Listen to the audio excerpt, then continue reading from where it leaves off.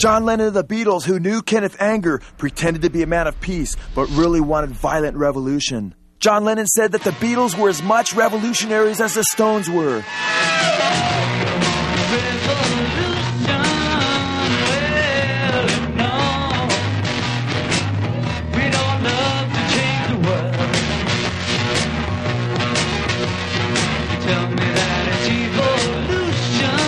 Notice John Lennon here after stating, but when you talk about destruction, don't you know that you can count me out? Then changes out to in, showing the Beatles' true intent for violent revolution. But when you talk about destruction, don't you know that you can count me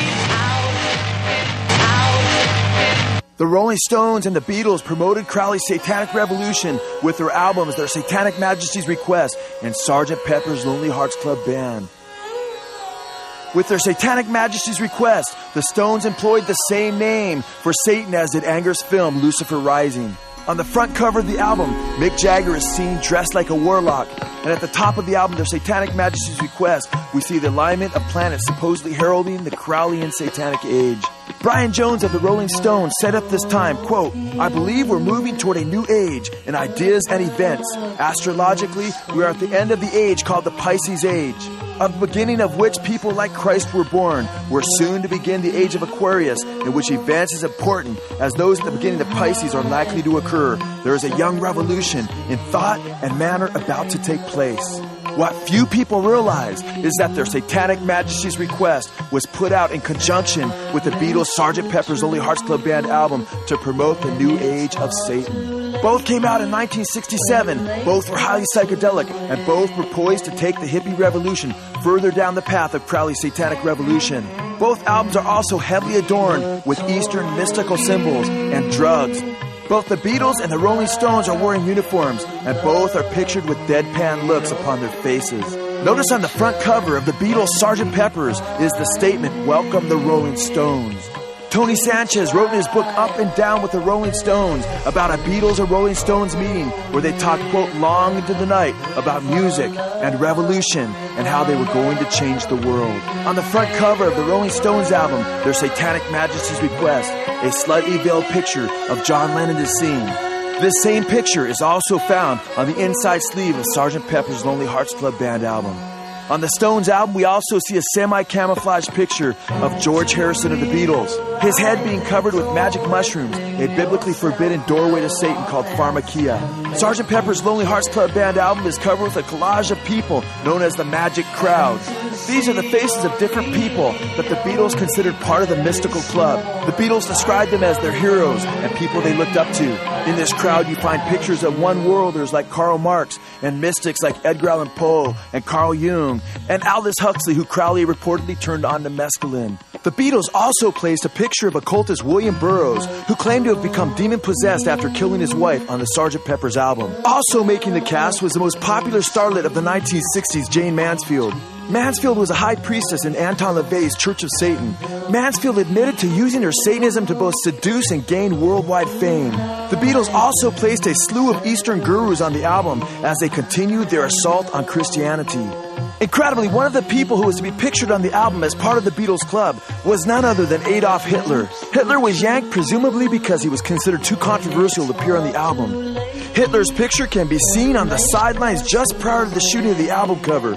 It has been well documented that Nazism was rooted in the occultic teachings of Madame Blavatsky and others. Aleister Crowley claimed that Hitler was his disciple and was seeking to implement the teachings of the Book of the Law through his policies of the triumph of the will. And of course, as we have noted on the top left, we find the picture of none other than Aleister Crowley. It is believed that Crowley is the one that the Beatles are referring to when in the song Sgt. Pepper's they state it was 20 years ago today that Sgt. Pepper taught the band to play. It was 20 years before the release of this album, almost to the day when Crowley died, and many of his followers believed marked the beginning of the New Age. Crowley declared that he would lead an army of youth in the revolution to implement the New Age, and apparently the Beatles dubbed him Sgt. Pepper. John Lennon stated there were very few things that happened to the Beatles that weren't really well thought out. Lennon said that he realized that he was part of a club of mystics who had been initiated into the same spiritual club. God's word in the book of Revelation describes Satan's church as the whore of Babylon. She is depicted as a sorceress, and Revelation chapter 17 verse 4 states, quote, "The woman was dressed in purple and scarlet and was glittering with gold, precious stones, and pearls. She held a golden cup in her hand, filled with the abominable things and the filth of her adulteries." A depiction of the Satanic Church or the Scarlet Woman, as both Crowley and Anger refer to her, is found on the Sgt. Pepper's album. Crowley taught that the Beast and the Scarlet Woman would gather their children into their fold and bring the glories of the stars into the hearts of men. Notice on the Sgt. Pepper's album, we see a sorceress adorned in scarlet and with precious stones and gold and pearls. Notice also that she is holding up a golden cup in her hand, as the book of Revelation states. Notice in her other hand, she's holding an upside-down pentagram. The London Times said that Sgt. Pepper's was, quote, "a decisive moment in the history of Western civilization." It was a decisive moment at this time in history as Satan made major inroads in preparing the world for the coming of the Antichrist.